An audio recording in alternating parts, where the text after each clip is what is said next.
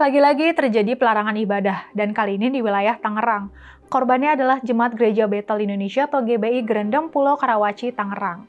Aksi pembubaran ini viral di media sosial setelah diunggah akun Instagram @kabarsejuk pada Minggu 21 September. Sekitar 20 orang mendatangi sebuah ruko yang dijadikan tempat beribadah. Salah satu pria berjenggot terdengar berkata sambil duduk, "Jangan ada kegiatan di sini, terserah mau ibadah di mana, tapi jangan di sini." Pelarangan ini ternyata sudah terjadi 2 kali, yakni pada Minggu 14 September dan di 21 September. Bahkan seorang pria berjaket hitam dan kaos orange yang disebut sebagai ketua RW mengancam akan mencabut KTP warga yang sudah memberi izin ke pihak gereja. Alasan pelarangan pun gak jelas. Padahal pihak gereja udah mengumpulkan tanda tangan sekitar 20 KTP warga dan melengkapi surat izin. Namun upaya itu tetap ditolak. Jemaat GBI Grendeng biasanya beribadah di lantai 2 salah satu ruko di kawasan Jalan Otista, Kelurahan Grendeng. Saat kejadian, aparat kepolisian ada di lokasi, tapi anehnya tidak mengambil tindakan. Kasus ini kemudian memicu banyak komentar negatif dari warganet. "Ya Allah, kenapa nggak boleh ibadah sih? Mengganggu kah? Teman-teman muslim yang waras, yuk tegur muslim-muslim yang nggak jelas begini, suka larang-larang agama lain ibadah." Tulis salah satu netizen. "Saya muslim, tapi ikut kesel kalau lihat model beginian. Mereka aja nggak pernah ganggu ibadah orang muslim. Hidup saling toleransi kan enak, adem ayem," ujar netizen lain. Bahkan nih, Partai Gerindra tuh ikut menanggapi kasus ini. "Ini bagaimana ya?" Tulis akun resmi Gerindra sembari menandai akun Wali Kota Tangerang, Sahrudin, dan Wakil Wali Kota, Mariono Hasan. Meski begitu, ada sedikit kabar yang cukup melegakan.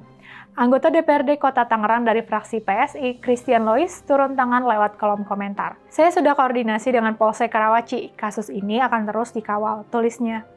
Kasus pelarangan ibadah Jemaat GBI Grendeng di Karawaci, Tangerang menegaskan bahwa persoalan intoleransi masih menjadi tantangan serius di Indonesia. Meski jemaat udah mengumpulkan tanda tangan warga dan berupaya mengurus izin, ibadah mereka tetap 2 kali dibubarkan oleh sekitar 20 orang. Bahkan ada ancaman pencabutan KTP dari ketua RW. Ironisnya, aparat kepolisian yang hadir justru tidak bertindak. Padahal ya, yang namanya ibadah itu nggak pernah butuh KTP ataupun izin. Yang diatur dalam regulasi hanyalah pendirian rumah ibadah permanen. Jadi, ketika jemaat hanya berkumpul untuk beribadah di sebuah ruko, seharusnya tidak ada pihak yang bisa melarang. Peristiwa ini bukan hal baru. Laporan Setara Institut mencatat ada 260 peristiwa dan 402 tindakan pelanggaran kebebasan beragama sepanjang 2024. Sementara Komnas Perempuan juga menemukan 8 kasus intoleransi hingga pertengahan 2025. Pola yang sama muncul. Izin rumah ibadah kerap dipersulit, warga masih mudah terprovokasi, dan aparat cenderung pasif. Padahal konstitusi jelas menjamin kebebasan beribadah.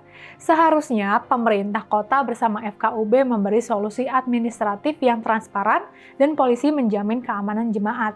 Sementara Kementerian Agama dan Pusat wajib mendorong edukasi toleransi serta memperbaiki regulasi perizinan yang berbelit.